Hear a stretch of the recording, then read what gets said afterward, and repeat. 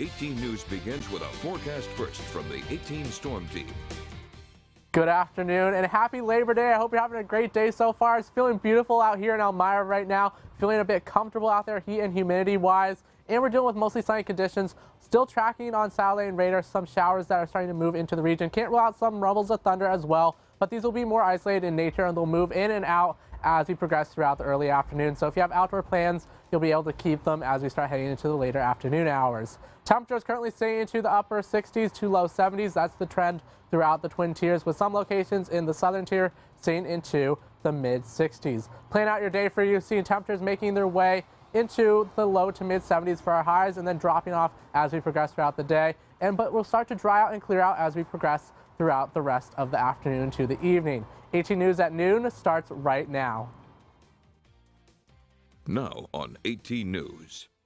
Coming up right here at noon, the unofficial end to summer. Millions gearing up to travel this holiday weekend, but the CDC is warning it doesn't come without its consequences.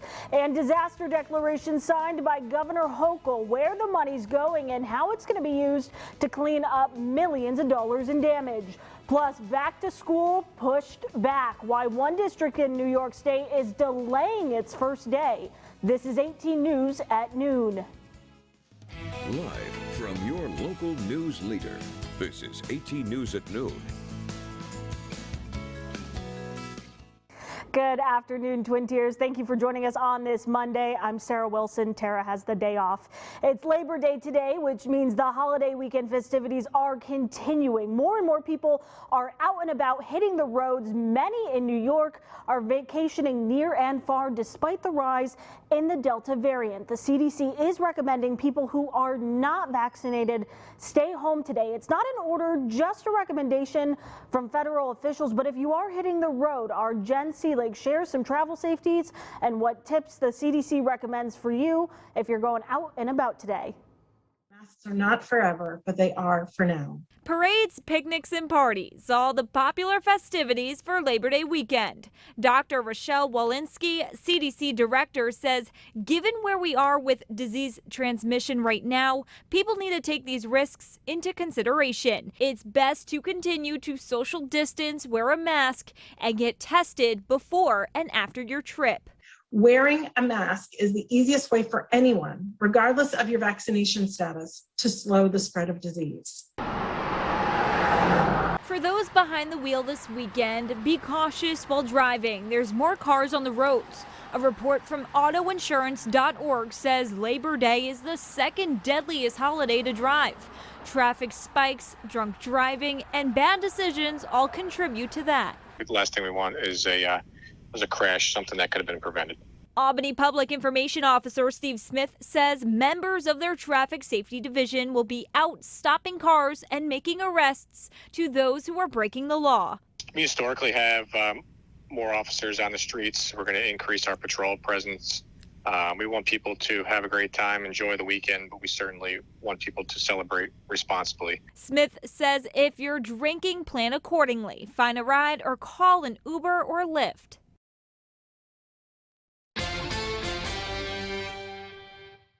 We have new information this morning on a police chase in Potter County that took place on September 2nd. The pursuit lasted for 6 miles while an 8-month-old baby was in the back seat. It happened when a Pennsylvania state trooper tried to pull over 38-year-old Jeremiah Schoonover for speeding along State Route 44 in Potter County, but police say he would not pull over and they ended up chasing him for 6 miles. The pursuit finally ended when the trooper used a pit maneuver on Pete Brook Road. Schoonover was charged with endangering the welfare of a child. He was also charged with numerous other offenses and was transported to the Potter County Jail after his arraignment.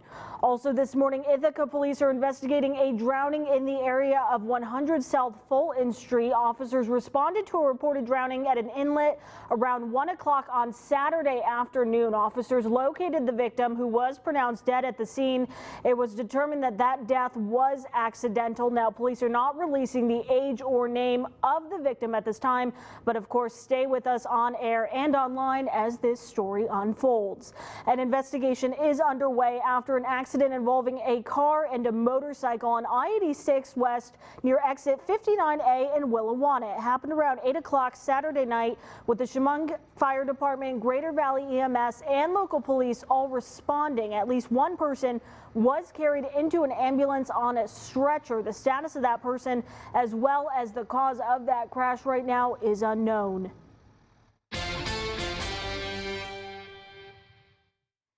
In our regional roundup, Governor Kathy Hochul gave an update yesterday on recovery efforts in the wake of Hurricane Ida.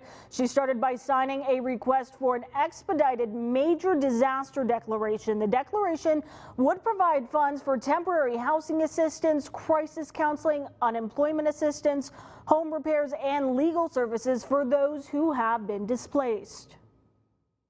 I want to be targeted, bring all the resources to bear to help these people who will now need help getting their lives back in order, finding that shelter, finding food, finding new sneakers for the little kids to wear, and ultimately getting that FEMA assistance. And what I'm requesting from the president is what is known as not just the public assistance, but the individual assistance. That will give direct money for people to rebuild their homes. The state has incurred $50 million in damages to public property and infrastructure, and at least 1,200 homes were damaged in this storm. Unemployment benefits end today, and now many New York residents are acting fast to find work. Unemployment numbers continue to tick down, but the rise in Delta cases are making their presence more known. Here's more. Less money, more problems. In the voice, this is me yelling, screaming, trying to be like, what I'm gonna do, what I'm gonna do, what I'm gonna do. On Labor Day, 8.9 million Americans will lose their federal unemployment boost of $300 a week. That's not all. Other unemployment benefits are also ending for freelance and part-time workers. There are jobs to be found, just not as many as the Biden administration had hoped to see added in the August jobs report. There's no question the Delta variant is why today's job report isn't stronger. I know people were looking, and I was hoping for a higher number. The outbreak is surging again, while unemployment ticks down. The jobs that are available aren't necessarily matching up with the people who remain unemployed. We're still in a pandemic. The idea of being close to hundreds of strangers a day, even while being vaccinated, that's not something that appeals to me in any way. The president is counting on his $3.5 trillion spending plan to rebuild the economy and get more Americans back to work. It's about investing in America's future. But that won't happen if a single Democrat defects. West Virginia Senator Joe Manchin is not a lock at this point, and the White House says they think he could be persuadable. Deborah Alfarone, CBS News, the White House. After hours of deliberation yesterday, the Rochester City School District Board of Education made the decision to delay the start of school to till Thursday, September 9th, rather. The delay comes as a result of a severe bus driver shortage. More than 70 drivers are needed and thousands of students are affected. In the meantime, the school superintendent says she's working with Regional Transit Service to cover different routes. So far, the plan is still to have students in the classroom full-time, 5 days a week. Still to come on 18 News at noon, reaching a breaking point. Hospitals across the U.S. filling up with COVID patients fast. We take a rare look inside one Montana ICU.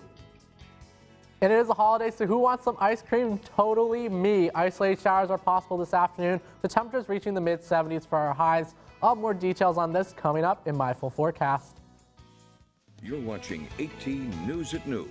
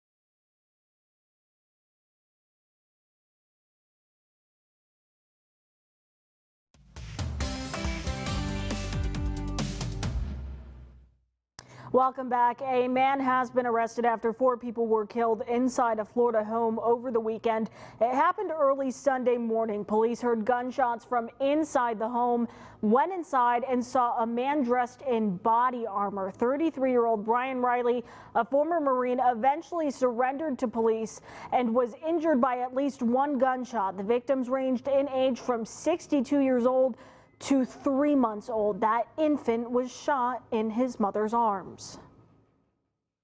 When you see somebody so heartless, so calculated, that they will shoot a mother clinging to her 3-month-old baby and kill the baby and shoot the family dog, this guy is heartless and calculated with his murder. An 11-year-old girl was also injured and hospitalized. She has undergone surgery and is expected to recover. None of the deputies or police officers were injured during the shooting.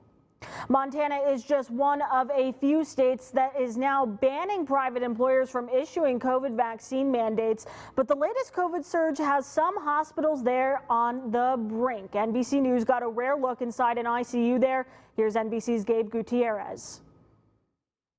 The ICU at Billings Clinic in Montana is nearing 150% capacity, and the hospital is asking the National Guard for help. I would not wish this stuff on like my worst enemy at all. Patrick Bershia has been here more than a week. He's just 24 years old. Do you regret not getting the vaccine? Absolutely, I 100% regret it. During our brief interview, he paused to catch his breath. But he wanted to continue so he could counter what he called misinformation. That the vaccine was not a real vaccine, that it was like a tracking chip the government was trying to use on us. That's what's so frustrating to healthcare workers here. We're here to do our part, but it feels like those choosing to refuse vaccine aren't helping us. This is the ER. They've set up overflow beds in the hallways. And just this week, the hospital had to divert nearly 30 ambulances to other facilities in just one day. And for some nurses, it's personal. Brad Von Bergen lost his mother and stepfather to COVID last year. How hard is it to keep doing this? Oh man, I never thought we'd be in this situation again. Joey Trawick didn't think so either. He worked at another hospital we visited here in October. We are broken. Since then, he came down with COVID and recovered. There's just something about my brain that has to stay positive. So would you say you're still broken? I would say I'm healing. This deep into the pandemic for both nurses and patients. Thank you. You guys are really my heroes. Healing doesn't come easy. Gabe Gutierrez, NBC News, Billings, Montana. We're learning more about Moderna's plans for a third COVID-19 vaccine booster shot. Yesterday, Dr. Anthony Fauci said the U.S. will likely start to distribute Pfizer's booster shots during the week of September 20th, but the rollout for Moderna's could be delayed. The Biden administration has announced plans to offer third doses to people who received the Pfizer and Moderna shots pending approval from public health officials. Fauci says it looks like only the Pfizer vaccine will get that approval in time for the September rollout. And I'm sure a lot of people are grilling this Labor Day weekend. What is the forecast going to look like for them? Yeah, taking a look at the grilling forecast. It's Labor Day, so I'm sure you're going to be enjoying some grilling. Looking at today, we have that chance for some isolated showers early this afternoon. Then we're dealing with mostly sunny conditions on Tuesday. Wednesday, some showers and storms as a cold front moves through. I'll have details on all of this coming up in my full forecast.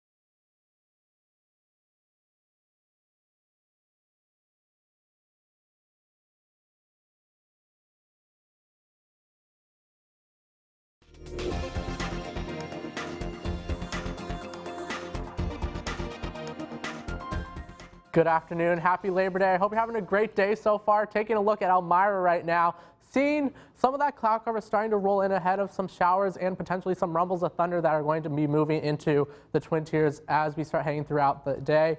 Well, throughout the early afternoon hours, really, and then as we start heading towards the late afternoon hours, we're going to start to dry out as an area of high pressure moves in. Behind this cold front that we're talking about, we're dealing with two cold fronts. This one was the one that moved through yesterday. That's going to continue to move off to the east. But the one here to the west, that's going to continue to advance to the east, and that's what's going to bring with it some unsettled weather. You can even see it here on satellite and radar right now, starting to see some of those showers, and can't rule out some rumbles of thunder as well here across parts of the southern tier. And that'll be the trend as we start heading throughout the late afternoon hours, still holding on to the potential for some isolated showers and some spotty showers, but most of us will start to dry out by the late afternoon to early evening hours. So if you have outdoor plans, this won't be a washout event. If you have some Labor Day plans, just have to watch the weather for some of those spotty showers. Even timing this out for you by dinner time, we're drying out and also just hanging on to some patchy cloud cover. As we start hanging on to the overnight hours, we start to just hold on to some cloud cover that's patchy in nature, even into portions of the beginning of Tuesday. As we start heading into Tuesday, still remaining dry, even at late morning hours, starting to see that cloud cover break up and clear out as we start heading into the afternoon on Tuesday, enjoying some sunshine into the forecast. Then by the overnight hours of Tuesday into Wednesday, starting to see some cloud cover as we start heading into Wednesday morning, as we see a cold front slowly starting to advance into the region, and we'll start to see some scattered showers and isolated thunderstorms move into the region for the afternoon hours on Wednesday. Temperatures right now staying into some places still into the mid 60s, others staying into the low 70s, so it's starting to warm up out there, but it's staying comfortable dew point wise, with dew points still staying into the 50s here across the Twin Tiers, which is allowing for us to stay comfortable humidity wise. Dew points are a measure of how much moisture is in the air, so giving us an idea about that humidity. And just looking at the muggy meter, we're going to stay comfortable for most of the week, starting to get a little bit muggy as we head into Wednesday, but for the most part, after that cold front moves through Wednesday, we start to see a cooler, drier air mass move into the region, which allows for us to start to see more comfortable conditions humidity-wise once again.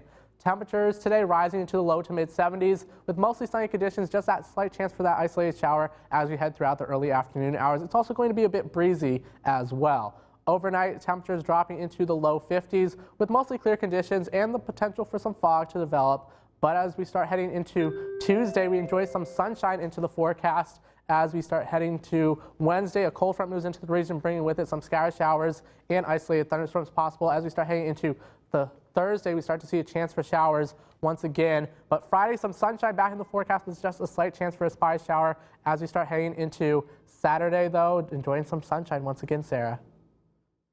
Sunshine again, not a bad thing. Well, still ahead here on 18 News at noon, we will introduce you to our newest furry friend from the Chemung County SPCA. That's coming up on today's Pet of the Week next.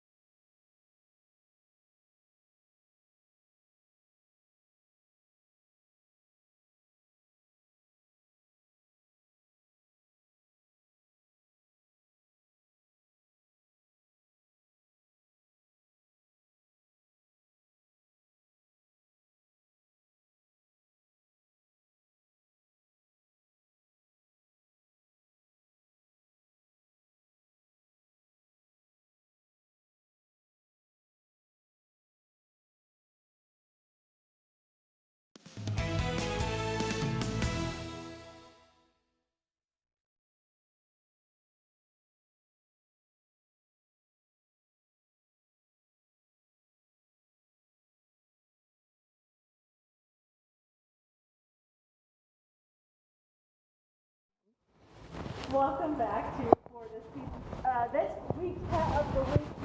Jamie, who is this little cutie? This is Brownie. She wants to go off and explore, but she's an absolute sweetheart. She actually came back to the shelter. She's a little bit choosy of her kitty friends. She had her sister for a very long time, and then she went into a home with a cat she wasn't very familiar with, and they just were not getting along. They weren't vibing. But she would probably do well with another cat. You just got to give them time and, you know, give them their own space. Huh? What do you think? What about good with kids? I think she would do well with older kids. I'd say 12 and up. Kids that aren't super grabby of her. She is a calico, so she's kind of persnickety is the best way to say it. And she does not want to sit still. She wants to check out everything in here. She's about 2 years old. I don't think she would do very well with dogs, but she is very sweet. She's just like, no, I want to go explore. Come on.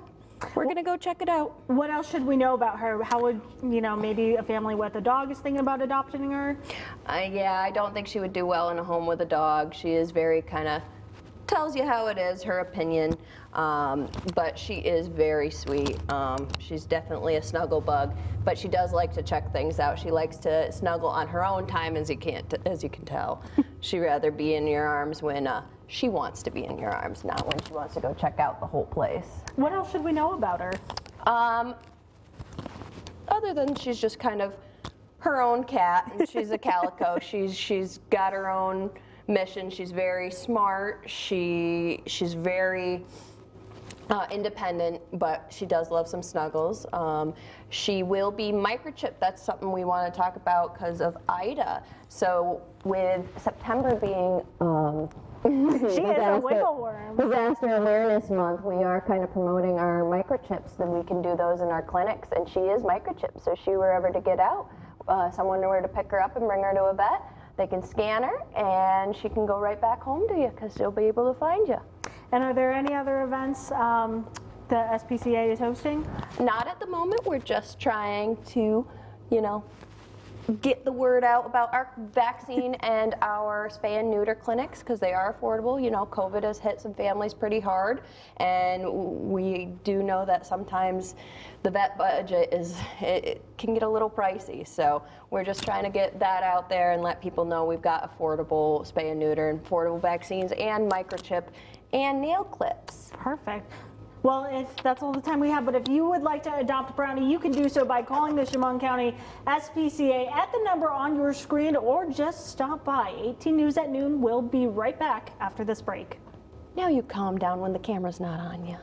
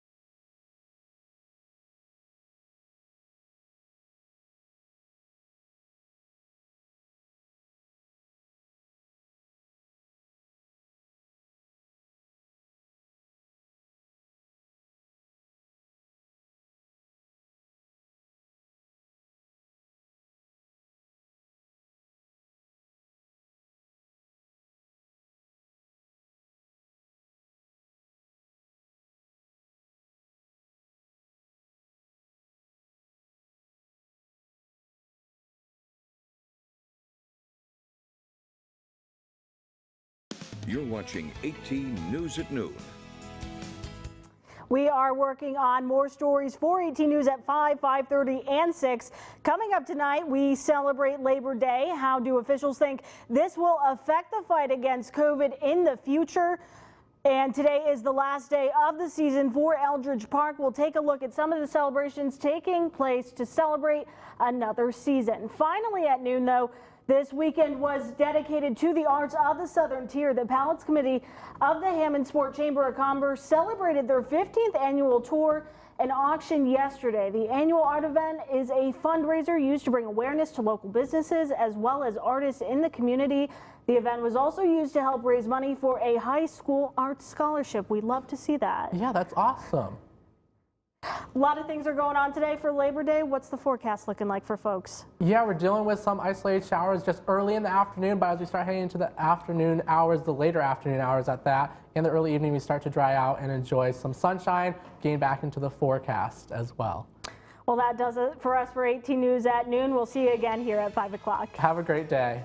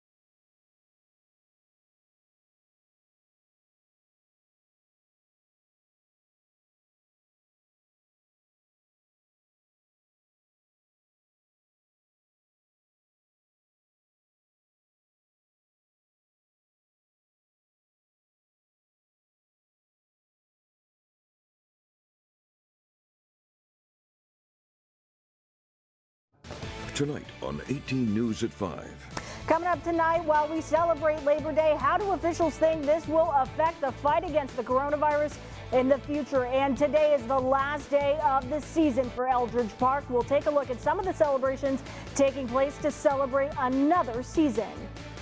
And dealing with isolated to spotty showers during the early afternoon hours, but we dry out later on in the day.